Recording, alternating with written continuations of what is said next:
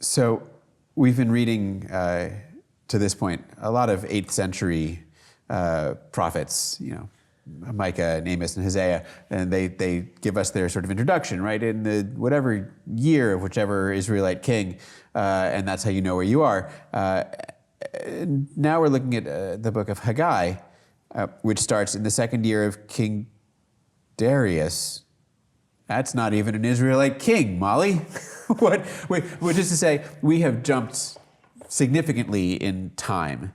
What are we dealing with when we open suddenly the books of Haggai and Zechariah?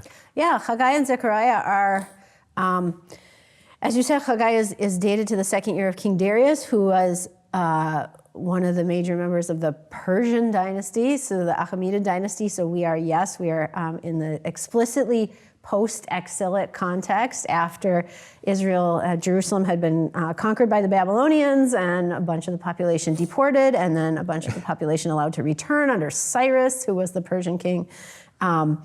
Darius's not immediate predecessor, but a couple ahead, who apparently allowed some members of the deported Judean population to return. And so now we're back in Judah after the exile, completely different historical situation, completely different social situation, and really a completely different set of concerns. But you can imagine, right, before the exile, 8th century, as we said, social justice is the main accusation of what's going wrong, but the threat in the Assyrian and Babylonian period is exile. Mm-hmm. Right? We know that's what they're going to do. We know that's the thing that we have to be worried about. And sure enough, that's it's the day of wrath when God's going to do these terrible things. It's a little hard to have the same kind of message, not only after the exile, but after the restoration.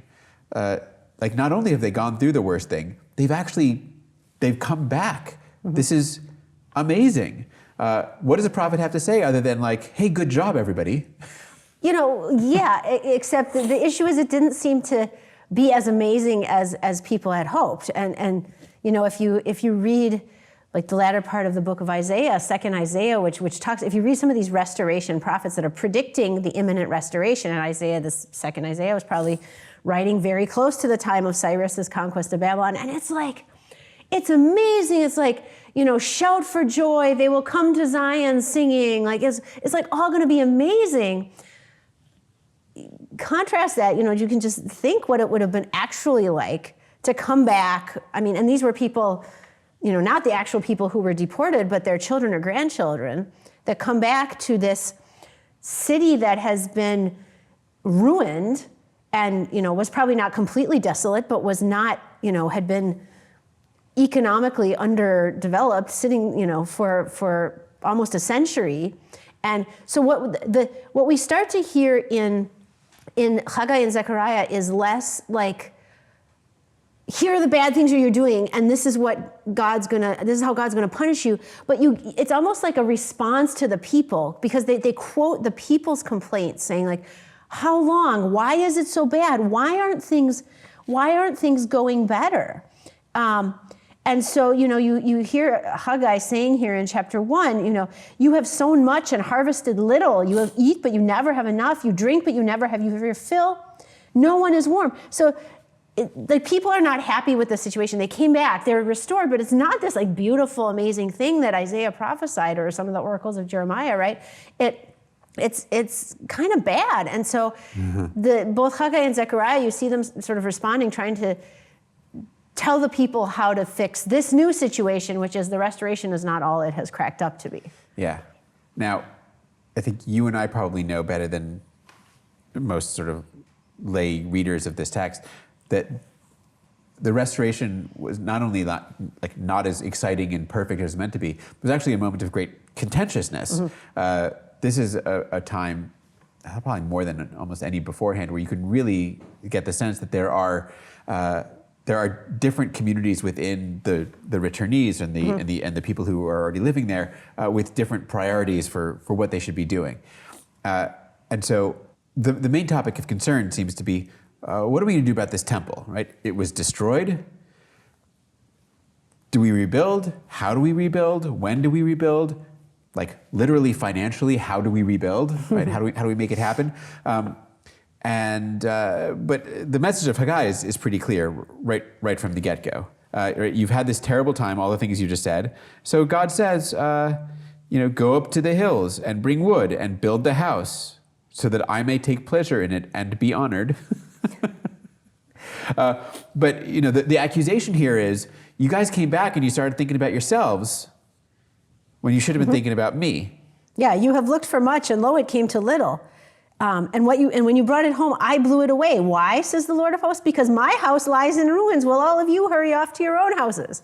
It may be very natural to think you come back, you move from a foreign land, and you're rebuilding in this city that has lain in ruins, and maybe you want to get your own stuff sorted out first. And Haggai's like, no. And the other interesting thing about this, of course, is that we saw with Amos and with Micah, and you see in other of the pre-exilic and even other post-exilic prophets, cult was seen as a sort of excuse that detracted from actual social justice. So right. The famous scene in Amos, I spurn your offerings. Well, not that the cult has to go away, but you're not paying it. You're focusing on cult instead of social justice. And in this situation where people are asking, why is the situation so bad? Why is God not helping us, not benefiting us? And there were other prophets. The anonymous prophet at the very end of Isaiah, 3rd Isaiah, is like, the fast that God is looking for is a fast of justice and treating your contemporaries justly. The same old message. And Haggai's like, no, build the temple. So you get a really interesting sort of departure from what is a major thread of earlier prophecy that continues into the post-exilic period. So it goes to your point about these different groups, like different interpretations of how to deal with this situation. Yeah. This is a case where I must say I do wonder in terms of which post-exilic prophets get preserved for us. Haggai, Zechariah, Malachi, they all read very priestly, which is not to suggest that all of the prophets of that period were had priestly stuff in mind, but is perhaps due more to the fact that we call the post-exilic period the Second Temple period because there is no monarchy, right? The seat of power culturally is the temple, and so it's perhaps not surprising that the prophets who get preserved for us from that time period are the ones that kind of the establishment is now the temple. Exactly. I think that's a great point, and Haggai has a vision of, he also prophesies that Zerubbabel, the Persian governor, who was a Judean governor appointed by the Persians, who was apparently a Davidite, right? He has this prophecy of Zerubbabel being coming to power and being glorified by the Lord, and despite that, definitely not happening, Haggai is still preserved, right? And in Zechariah as well, you see this sort of emphasis on the temple. When is the temple going to be restored?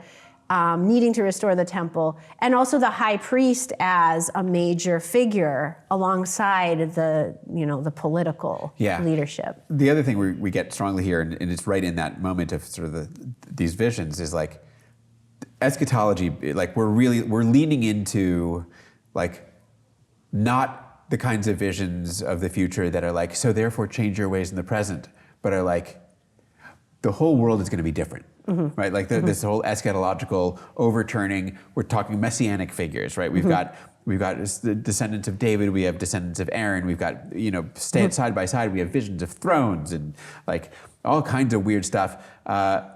We're entering into. We're really on the edge of, if not fully into, the world of apocalyptic here, and so usually the academic story is this transition from prophecy to apocalypse, or from prophetic to apocalyptic, which I'm not sure I fully buy, but you can see here again something is definitely different. What's how do you understand both what apocalyptic is and why it. Why is it suddenly showing up here? I mean, that's a small question for you to answer in the next couple of minutes. In a couple of minutes. But I think if you really go back to that question of what does restoration mean, what does restoration look like, and what does, in a way, what even does exile look like? In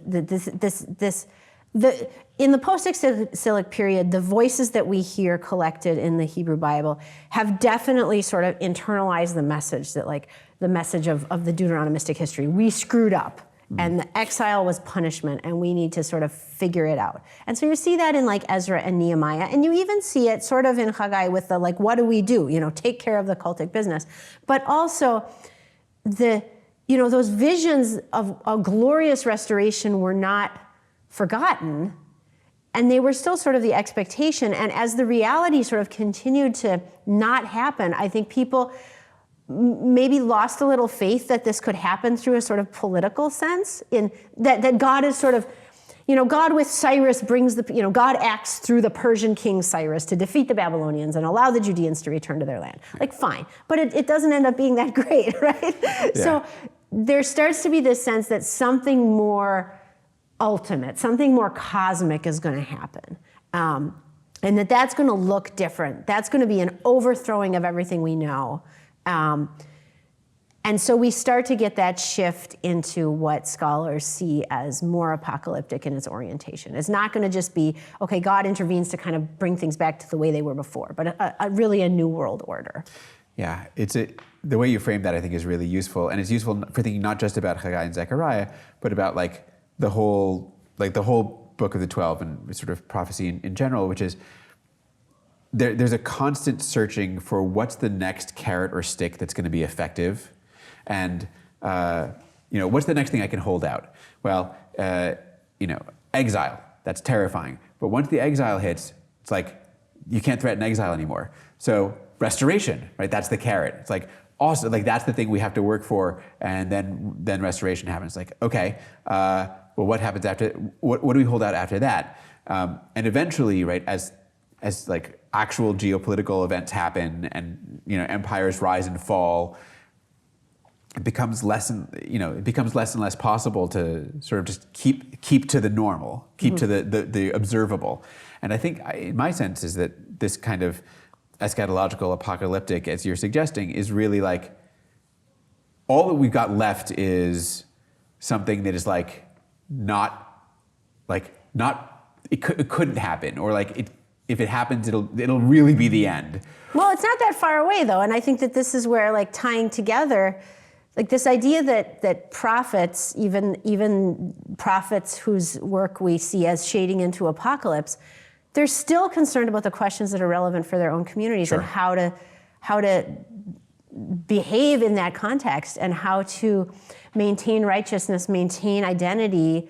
But they do start asking these questions about living under foreign empire, like, how long is this going to last? And so apocalypse is a real, like, there's an almost element of concern with theodicy, right, and God's justice. What is the answer to this sequence that never seems to, has not yet ever resulted in what we think should happen? Yeah. Right. Yeah, you get the same thing in terms of, like, where God's power lies, right? Early on, God is the God of Israel. Mm-hmm. And that's totally fine until, like, these foreign empires rise. And then it's like, well, God must have some control over them too. Otherwise, our God just got his butt kicked. Mm-hmm. And so, like, oh, he's got control over that. And it's like, oh, but also, like, time, right? Like, the power keeps expanding as a reaction to, like, God must be controlling that and that and that. So it's all a way, as you say very correctly.